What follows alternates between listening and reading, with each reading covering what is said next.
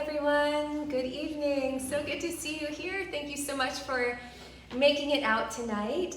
My name is Catherine Esposito Prescott. I'm one of the co-founders of Swim and the editor-in-chief of Swim Every Day. And we're really grateful that we've been able to continue this reading series throughout the pandemic, in great part to the Betsy, to their generosity. They never shut down on us. They let us keep going and keep programming. They kept the writer's room open for writers, and for their sponsorship, for their support of Swim, we are more than eternally grateful. And for their support of poetry and for the literary arts. They do so much for Swim. They do so much for every literary organization in Miami's ecosystem. So thank you to the Betsy. And thank you to the poets for coming out tonight to read with us. We're very, very excited to bring you our local writer, Victoria Sanz, and our visiting writer, Melissa Studdard. So thank you for coming, and thank you to the audience for bravely making it out here during the midst of spring break. I know parking's an issue and traffic's an issue, as they always are, and the pandemic, and et cetera, et cetera. So thank you for coming out to hear live poetry. There's nothing quite like it. And for those of you joining us on the live stream and asynchronously, thank you for tuning in. We also appreciate your listening, your sponsorship, your support of the literary arts and of Swim and of these fabulous female writers we have for you tonight. So how it normally works is I introduce both writers, and they'll come up one then the other. So let's begin with our local writer, Victoria Sanz. Victoria received her MFA in poetry from NYU and holds degrees in creative writing and American Sign Language. She is a mother, poet, and educator. Vicki lives and works in Miami. Some of her poems can be found in Smoking Glue Gun, Phantom Limb, and Columbia Poetry Review. Our visiting writer tonight is Melissa Studdard. She is the author of 2 poetry collections, I Ate the Cosmos for Breakfast and Dear Selection Committee, which is coming out May 17th. Okay, fantastic. As well as the chapbook Like a Bird with 1,000 Wings. Her work has been featured by places such as PBS, NPR, the New York Times, The Guardian, Swim Every Day, and the Academy of American Poets Poem a Day series. Her awards include the Penn Review Poetry Prize, the Tom Howard Prize from Winning Writers, Poetry Society of America's Lucille Medwick Memorial Award, and the Real Poetry Festival's Audience Choice Award. Like willful adolescents, Studdard's poems sometimes venture off the page and out into the world on their own, where they've been made into banners, films, songs, car magnets, wow, postcards, telepoem recordings, and more. Last spring, one of them, when the drunk guy sent an injured baby goldfinch to the wildlife rehab by Uber, made her proud by being included in Swim's Poetry in Bloom series, for which we collaborated with Oh Miami. That was such a fantastic project. We're so happy you could be a part of it. And that was made into a broadside and delivered throughout Miami as an origami insert in bouquets from Dolly's Florist. That was such a fantastic program. I hope we can run it again. Ladies, we are so thrilled to have you. Thank you for being with us tonight. Let's please welcome the poets.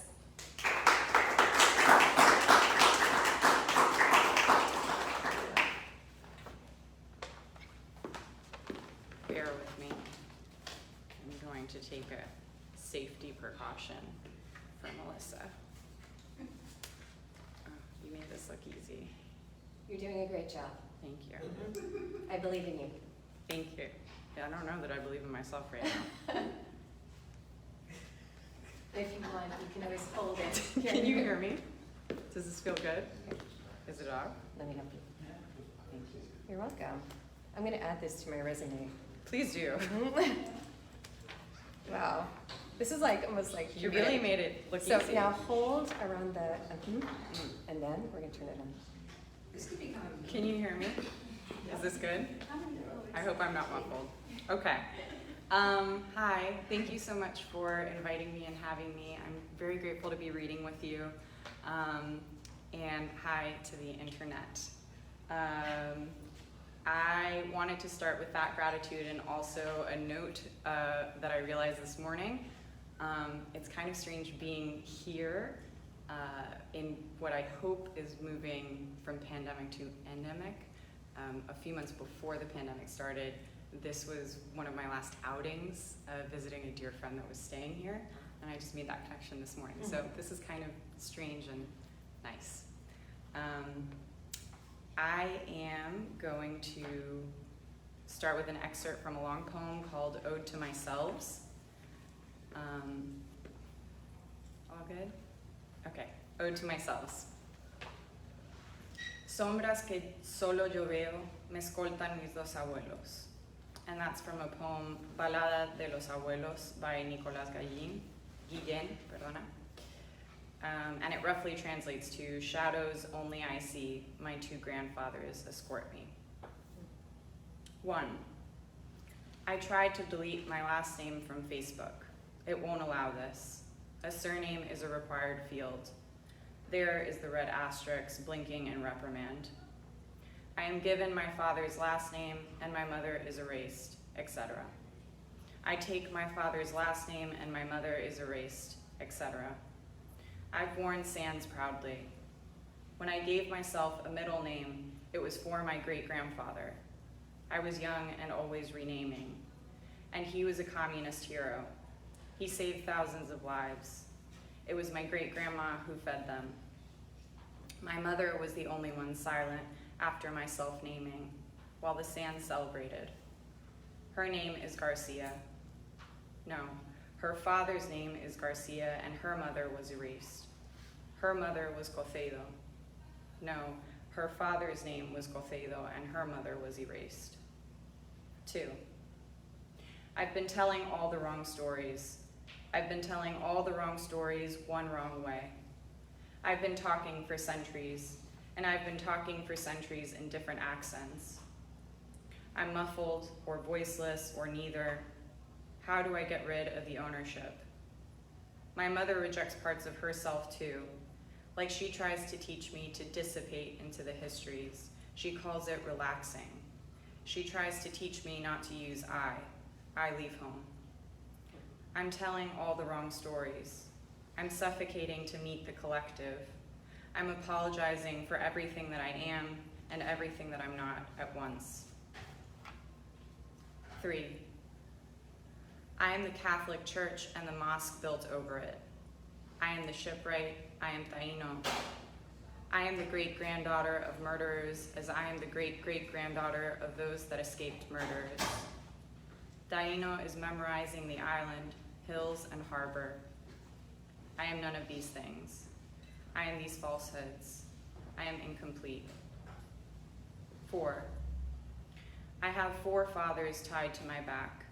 Latinas carry the dirt of their graves around with them, the wake of a name, the wake of no name. I have to say, it feels a little silly. Thanks.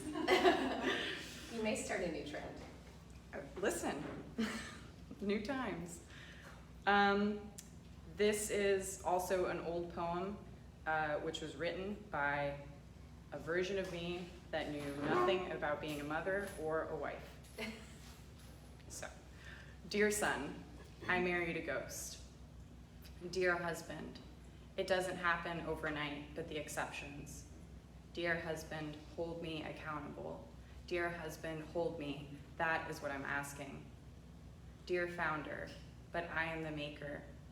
Dear brother, dear incisive editor, dear affair, dear head, and dear dichotomy, you are every man, starting with my great-grandfather.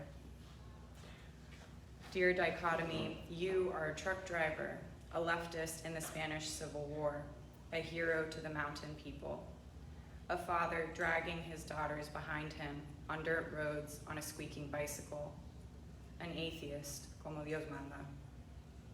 Dear ghost, I'm a proud woman. I will try conjuring you every way except Ouija boards. We all have our limits. Dear shame, please be quiet while I'm trying to save myself. If you must look for me, it will be a few years ago behind my mother's red door. Dear betrayal, pretend we're at a bar now. Look, don't touch. Dear husband, this has never been about your return. Dear husband, I am only surviving now. Dear swain, every way I've imagined you is spilt oil. I've killed you to think of a kiss. I might do it again. Dear husband, you are already also a verb. Watch me as I make myself into one. Dear fault, you are nothing so solid as dust. Dear west, this is from the future. Today, day did not depend on the sun. It came when the clouds parted.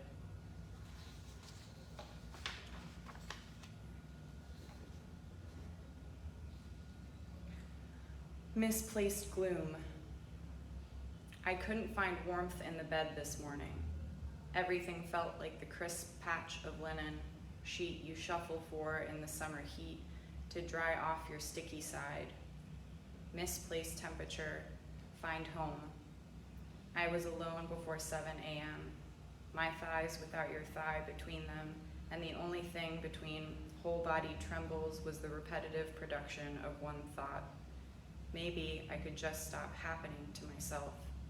And then, no. Eventually, the light the sun makes through my windows in the weeks just before winter, just before the northern air has made up its mind, hesitates. I miss the bigness of the blue before it's gone, though I know the unhealth of mourning even a second too soon.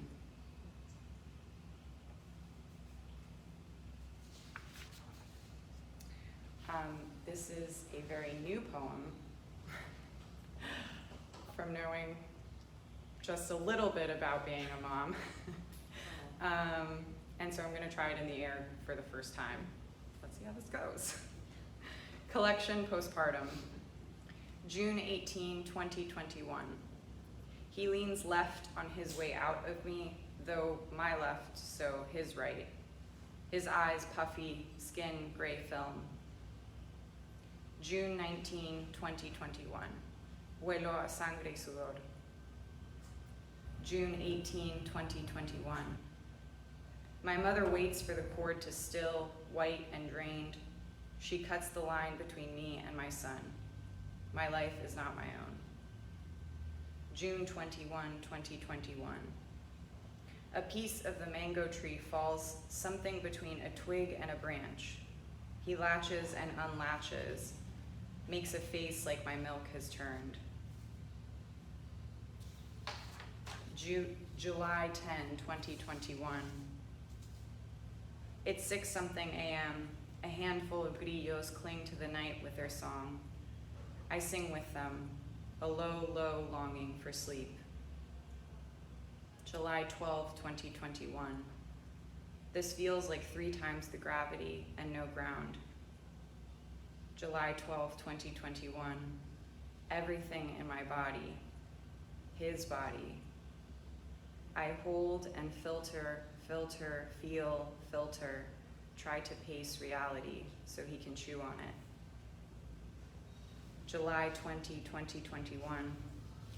I cannot access the pain. I only feel his exact weight for the first time outside my body.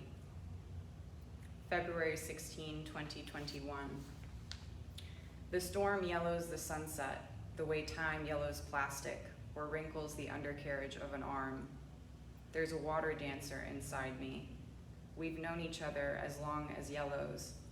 He rolls and teaches me about myself from the inside out. Here is this flesh.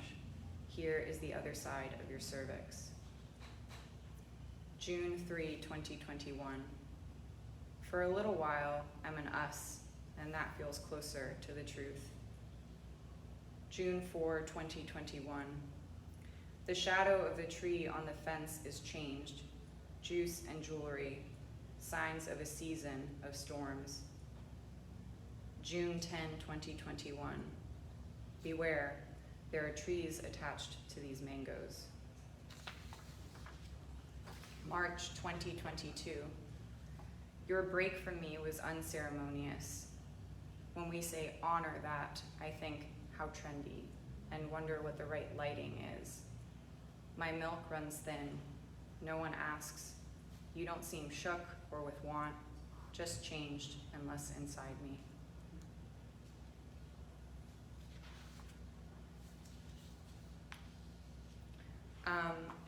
This poem goes, so the tie here for me is, this poem is about a biopsy I had as a teenager, which then affected my labor. And that's the connection. Letter to my mother. I want to know if you feel alone going through menopause. If your mother felt alone when she did. I go to the doctor and she reaches inside me, snips at the pillowy flesh where a palm will first turn into the digits of fingers, where I will bleed onto the hair of a girl as I bleed onto her gloved hand now. 8 small snips that feel so lonely in my body. I can locate my uterus exactly. In that memory, you were standing behind me, holding my shoulder, running your thumb back and forth on the green gown, so it crinkled every time the doctor said, breathe. And when I did, it was the smell of Marlboro Reds, pure poison Dior, and the sweat of your palm.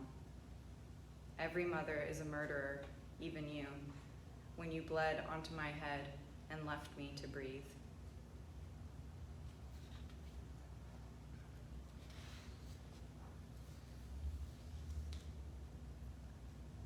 We are waves. We return to our larger selves. We are wrong in our aloneness. This feels like a flimsy bridge back to a beginning, which is no beginning. The way an orange, falling, rotting, birthing, is no beginning. We are waves briefly ashore, casting back sky, which is the closest we'll get to that shade of blue. There is no becoming. We know each grain of sand at once.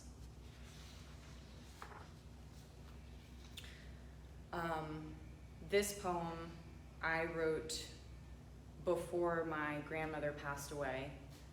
She passed from COVID that first April. And so this was an imagining, and I was wrong. But the poem exists, and I thought that I would include her in this reading.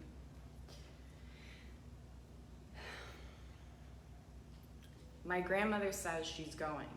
She keeps saying so, and announces it frequently, like an invitation to a party, and everyone around her keeps repeating, there's no party. All of us deniers of death. It must feel like one's last bout of socially acceptable insanity. You're blending, but you feel off. She lived through the Spanish Civil War, then Franco. She was the eldest of 5. Her first sister passed before she could breathe a year, her second sister to cancer, and she raised them all. She was the 3rd woman to get her driver's license, but only with her husband's permission. They raised children, kept an apiary. She took the fat bees to her knees to remedy arthritis. Those knees later metal-plated, screws down her spine, very proud of the x-rays. She was a seamstress till her hands decided for her. I never learned, and now when I sew, I'm always wrong. It doesn't look like her stitch, though I have her hands, and her bones, and her quiet anger. This August, she'll fold another stretch of thinning skin into her 80s. Her, a summer born and born again. We are not forgivers in this family, save amongst ourselves. Her and I have been the object of some forgiveness.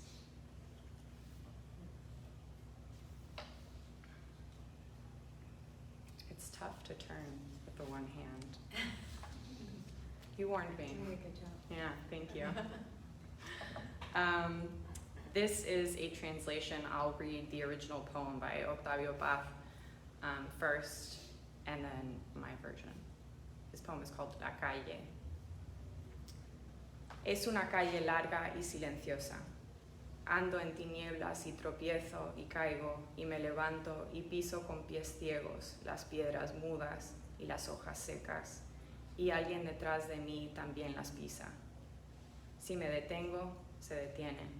Si corro, corre. Vuelvo el rostro, nadie. Todo está oscuro y sin salida, y doy vueltas en esquinas que dan siempre a la calle, donde nadie me espera ni me sigue, donde yo sigo a un hombre que tropieza y se levanta y dice al verme, nadie. The street. It's a long and silent street. I walk in tenebrosity and trip and fall and stand and step a blind step on mute stones and dried leaves, and someone behind me steps also. If I stop, she stops. If I run, she runs. I turn, no one. Everything is lightless and without leave, and I turn corners, always onto the street, where no one waits for me or follows me, where I follow a woman who trips and stands and says when she sees me, no one. I'm reading this one with gratitude to you all for supporting it. This is called As If the Beginning. As if the beginning of resolution is to agree. Every bearer of life gives a gift to the mouth of a dying. We level. I move in one traceable direction, so sure of nothing. Then Mondays, grim mornings, full of turnstiles clicking and the silence of strangers. How that silence is a contract between us, none of us wrote. And I will end, if I'm good on time. All good? Great. I will end with 2 new poems, also testing them out in the air. Thanks for cooperating with that. And collaborating with that. Esperamos que escampe. Escampe is this word in Spanish that doesn't exist in English. That's great. It means that like space in the rain where you can move from space to space without getting drenched, like downpoured on. And I just love the sound of it. Esperamos que escampe. We're inside, not again, but still. Through space, we hear the worn church speakers, static and song, static and prayer, static filling the empty between houses, buildings, cars, bushes, birds, expectations. The children 2 yards away are imploding, static and their cries. A gray cat, clipped right ear, yellow-green eyes, static and his pleading to come inside. Stay in the sun, cat. We have not seen each other for years. Static and shh. What is your face, a child wonders. Cover your nose, we reply. And this will be my last poem before Melissa. It's called What is More Radiant After Rain? What is more radiant after rain is the green body of a monk parakeet, the smell of gasoline and grass, now the smell of sunscreen, which might mean summer, but doesn't.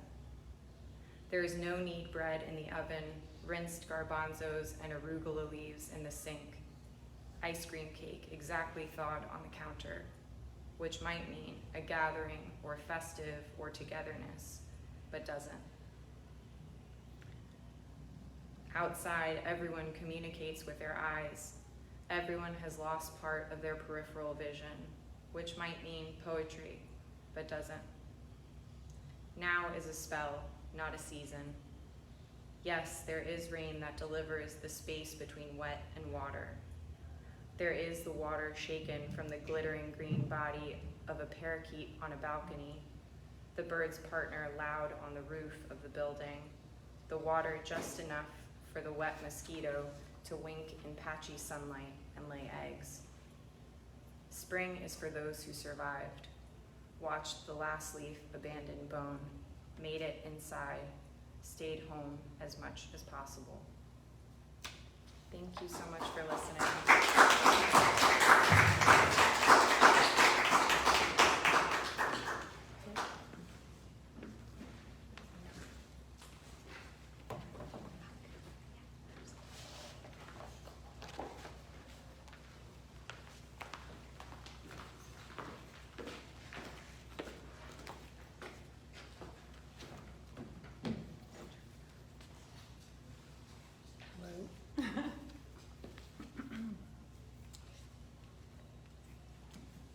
Thank you.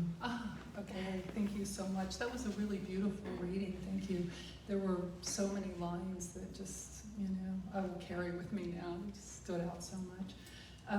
And yeah, gorgeous. So it was also the first time I've ever seen a mic masked, so thank you for that. It's like a really brave new world, and I appreciate it. It's very kind of you. I'm setting my alarm right now because I don't want to run over and I don't trust myself to keep time, so here we go. And I want to say thank you to Catherine and Jen and Caridad, who's not here, Swim, and the Betsy. It's been such a beautiful thing to be here at this hotel and at this residency, and I'm so happy that my friend Marilyn is here, who I'm meeting in person for the first time. Very exciting. So I'm reading from 3 different books tonight. The main one that I'll be reading from is called Dear Selection Committee, and it is my new book that's coming out on May 17th, but I have a few copies tonight, sort of a pre-thing. So this is what it looks like. I fell in love with this image. It is a collage by another poet named Karina McLean, and she's a collage artist and a poet, and I was like, I have to have that for my cover. It's just so perfect. So anyway, the basic idea of this book is that someone is applying for a job, and it's completely irreverent. It's like nothing that you would ever really say in an application or, a job interview or any of that. So, and I think, it's kind of timely for that. I think our ideas about what work is have changed during the pandemic and what we want it to be. So, the first poem that I want to read is one that was published by Swim Miami. Thank you very much. And it's kind of crazy and joyous because why not? When the drunk guy sent an injured baby goldfinch to the wildlife rehab by Uber. So this was an actual article and an actual thing that happened. A guy was just too drunk to actually take the goldfinch himself, but he was also a very caring person, so he wanted to make sure it got there, so he got an Uber for it. That's what we'd all do, right? It's a very, I feel like it's kind of a Miami kind of thing to do, right? Yeah. I could see it. It could happen here. Maybe a parakeet, but yeah. A loose parakeet, I love it. Okay. So when the drunk guy sent an injured baby goldfinch to the wildlife rehab by Uber, my kid DM'd me 2 smileys, laughing tears, and the note, "This is something you would do." And I don't know if that meant the drunk part or the goldfish alone in the backseat part, but I think it's possible life may just be God telling a series of knock-knock jokes. So I run to answer the door, and a golden flower blooms in my chest, and I call it laughter. And I delight in how my kid takes time to message me, and a bouquet of silver flowers blooms in my chest, and I call it having a kid who DMs me. And another bouquet of flowers blooms in my chest, and I pluck them and hand them to a homeless man, and they regrow. And I pluck them and hand them to a robin's nest, and they flutter down into the air around me, and I am a flutter among them, dancing on a picnic table at the park. And I send a video of it to everyone I know, and my kid is the first to respond. And I am 1,000 barrels of wine pouring myself into the world. I think most of the people I know like that poem, except for my daughter. She's like, "Mom, why are you writing poems about me?" But it's true. So, okay, another poem from this same collection, My Kind. My life's burning. That's what I mean when they ask me how I am and I say fine. Rope dangling, kicking the chair out from under me, fine. Flirting with blades, fine. Looking for Pallas Athena in my pancake, fine. Why would she visit that twerp Telemachus and not me? In my spare time, I'm building a death out of sad songs and leftover microwavable food. I'm building a life out of sad songs, good friends, and leftover microwavable food. It occurs to me that I may be my own soulmate. That's how I've ended up in this body alone. But science says the self is not so simple. I'm a mosaic of viruses, bacteria, and likely other people. All of us making decisions together. Group hug? I am my own kind. I'll learn to play piano like Hélène Grammont. I'll see blue rising from the notes. I'll be an amateur bird watcher, a volunteer firefighter, a gourmet chef, a great humanitarian. I'll plant a prize-winning garden, grow a pot farm. My hair is on fire. I'm running out of time. Maybe I'll learn to paint. Get a dog or cat, something sweet that likes to cuddle and poops outside the house. Something feral and one step from wild. Something that when the moon jumps in the lake, will jump in after, howling, in awe of the lake, in awe of the moon, in awe of itself, and every other disappearing thing, my kind. Okay, the next poem is called Inside the Beige Brick House, the Beige Rooms. And it's one of those poems where the first line is, the title is also the first line, so. I think it's kind of self-explanatory, so I won't really set it up. Inside the beige brick house, the beige rooms and beige-shirted people sit beautiful as unbuttered biscuits. Their awful loveliness upon me. They want me drier than wheat, and so still no marbles can roll from my head. I want summer flashing the yard red with begonias. I want ladder-backed woodpeckers knocking at the gables and crepe myrtle blossoms blown down like hot pink cotton in a storm. I'm embarrassing like that, a walking faux pas no one wants to be seen with at the mall. I know compassion like the arms of a cactus. I know the scent of earth revealing her secrets after a much-needed rain. I buried everything they told me to bury. Then I dug it up again. I feel like that's a lot of what we do with poetry, isn't it? We bury everything they told us to bury, and then we just dig it right back up. So that's one of the wonderful things about poetry. We say things that we might not say elsewhere. So I am going to read a poem called Home now, and it's from this book called I Ate the Cosmos for Breakfast. And yeah, that's actually not me on the cover. Can you believe that? I saw that, I was like, again, I see this artwork, I'm like, I have to have that for my cover. So yeah, people thought that looked like me, so okay. I think it's kind of interesting, God has progressed in my books. God started out as a woman, and now God is non-binary, so who knows what's next? God will be like a stack of turtles or something. Okay. She sent us flowers without a card, God did, that trickster soul. It must have been a sound that started it all. And she's still out there somewhere laughing while we seek directions or direction, while we, the addressees, search for an addresser, while we sort and sift and categorize and collect, divide, classify, and analyze. Our refrigerators hum to us, and heaven knows the bugs make their merry at night. Once I even saw the color yellow hum, when I imagined Van Gogh stroking its thick vibrancy onto the page. That yellow was anything but humdrum. I swear, I felt it on the roof of my mouth and at the back of my throat. A yogic ritual or some sort of tantric stunt. Even deep in my chest, yes, I felt the hum.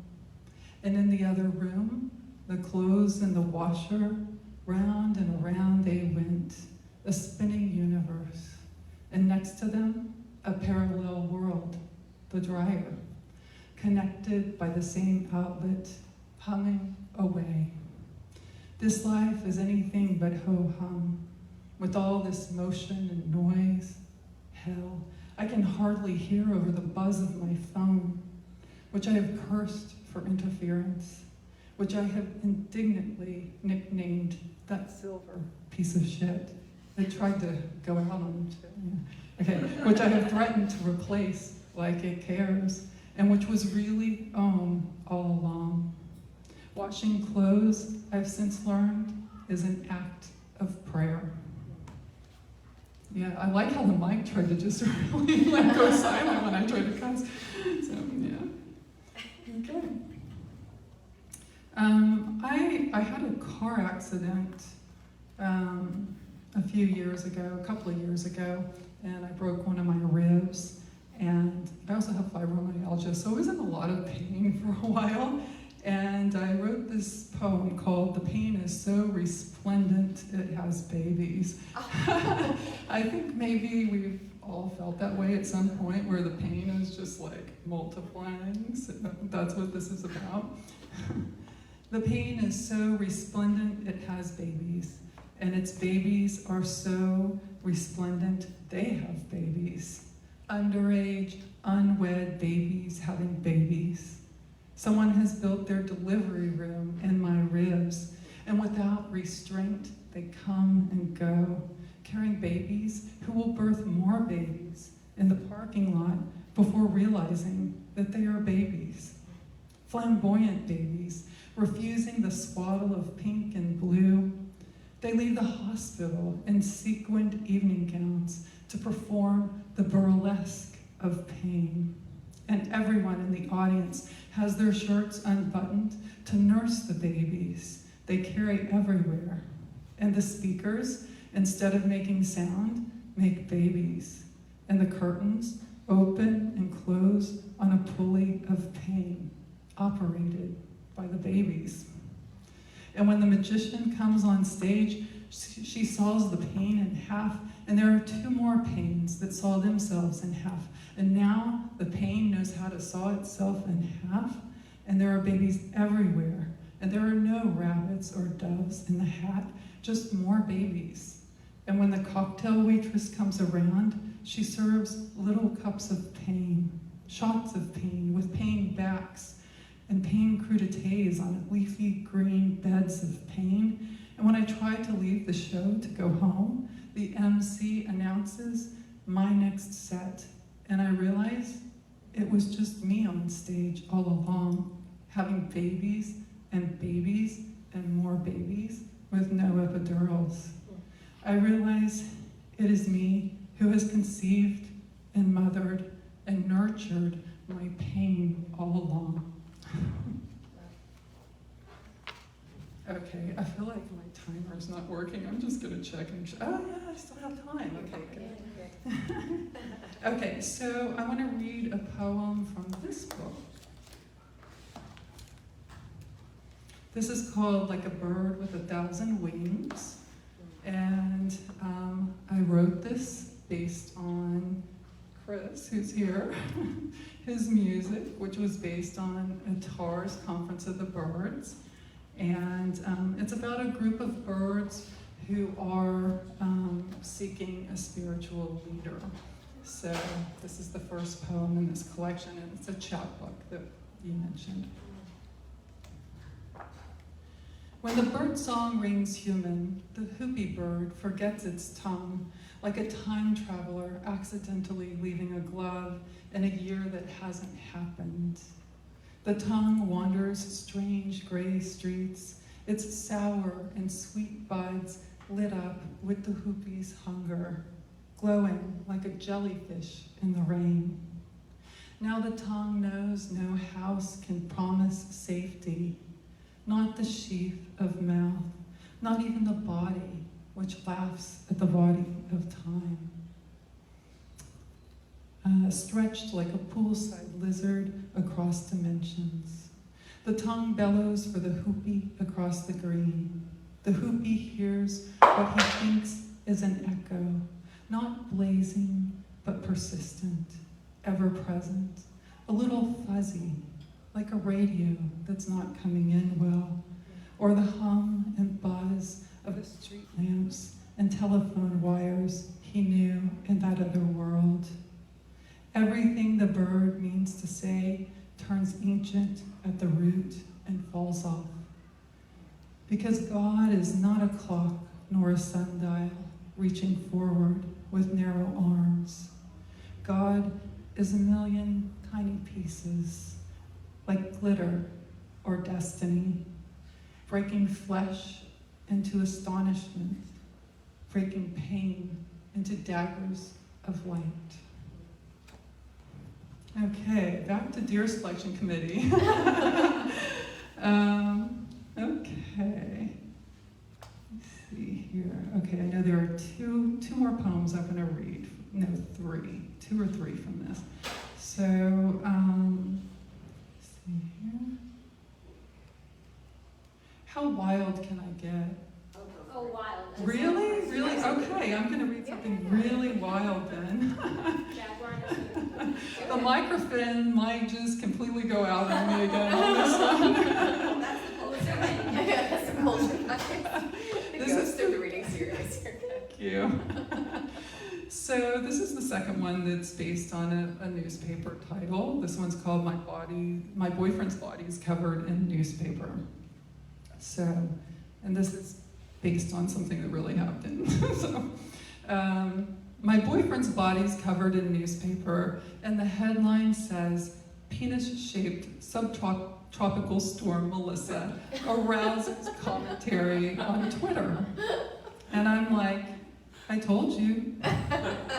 And he's like, will you still love me when my shoreline starts eroding? Life's never dull when your name's Melissa and your mascot is a huge, erect, disembodied penis hovering over the Atlantic, which is to say, abso-fucking-lutely I'll still love you. What surprises me about the body is resilience. Mine has been a shot glass, a punching bag, a cigarette filter, a lie detector, a crash test dummy. Oh, how it opens and opens anyway when passion comes near. So I reigned 7 days and 7 nights inside the penis outline. I whisper the safe word to the ocean in case it's had enough. And when my beloved asks what time I'll be over, I say, I travel 1,000 years for one night of this wonder. Thank you. Okay, 2 more. Wait, do y'all want two, like one serious and one funny, or 2 funny? 2 fun. Okay, that's what I'm thinking too. We're good to go. That's our managing editor. We are. What's that? That's our managing editor speaking. I've heard a lot of non-funny poems lately. I love this staff. Y'all are my kind of people. Okay, so this is from Deer Selection Committee, and I'm trying to find it right now. I'm not familiar enough to know where everything is in the book yet, so, okay. Modus operandi, where are you? Ah, here we go, 94.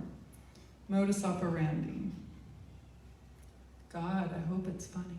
I mean, maybe it's not good to tell people that something's funny in advance, right? Okay, listen, y'all just laugh. Okay. Just start now. Okay, modus operandi. I put ranch dressing on the Greek salad. I stand in my front yard in the rain and yell, I'm the biggest waterfall in this desert. When people invite me to parties, I say no, then show up anyway. I bring my cat dressed in a graphic t-shirt with an image of another, more attractive cat. I tell everyone I've just returned from my honeymoon, and when they ask to see pictures, I show them the cover of the 1855 edition of Leaves of Grass.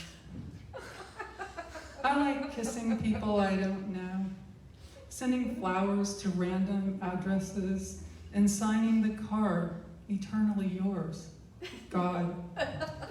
I'm a window cracked in the rain. My name is sitting down and standing back up for no reason. My motto is wings flapping. You should come back to my room if you miss me. I'll be there soon.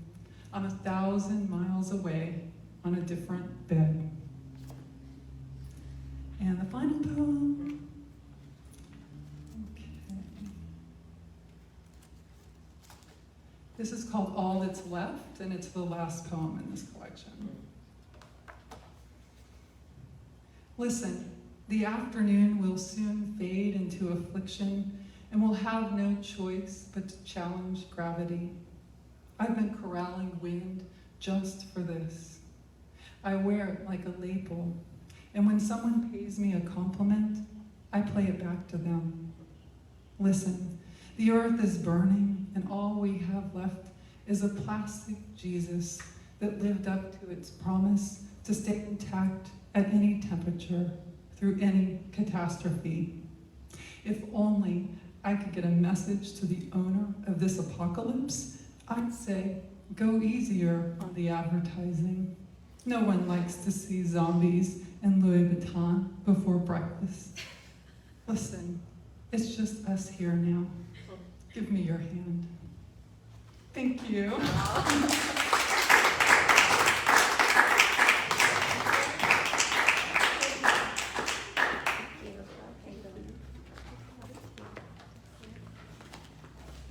Wow, that was phenomenal. Can we give the poets another round of applause? A raucous round of applause. I can hear you online too. Thank you for all of the hearts and the stars and I guess hearts. But that was a phenomenal reading. That was such a great pairing. Jen's like good synonym. Our managing editor's like fantastic synonym. We're overdone. That was just so fun. There's nothing quite like hearing poetry. So whether you're joining us live, you're joining us asynchronously, you're joining us in the virtual space, thank you so much for being here. Thank you so much for supporting these fantastic female poets, and thank you for supporting the literary arts in Miami and for poetry in general. Clap. Just a shout out, our next reading is in 2 weeks. We're welcoming Shayla Sabri and Sarah Carey here. And then we have one more reading in April with Erin Batiste and Michael A. de Armas. And please join us for both of those. You can check out our Instagram and Facebook for the exact dates and times. Last PSA is that we have a current call for submissions out, which expires at 11:59 p.m. tonight. It's called Sing the Body. Please send us, you still have what? You still have a couple hours? Maybe we'll extend. 3.5 hours. Please send us your poems about the body. Rave on your body. Tell us why you like your hips, why you like that nose, come on, that nose, why you like your shoulders, anything. Find a part of the body, write a fantastic poem about it, and send it to us. We have a really fun project in mind. We're gonna do a portfolio with the poems, and then there may be another afterlife for them. So we know it's hard, especially for women identifying writers, but fake it till you make it. Just put your pen to paper, your hands to the keyboard, and see what happens. Okay, that's it. Thank you so much for being here. We'll see you next in a few weeks. Bye.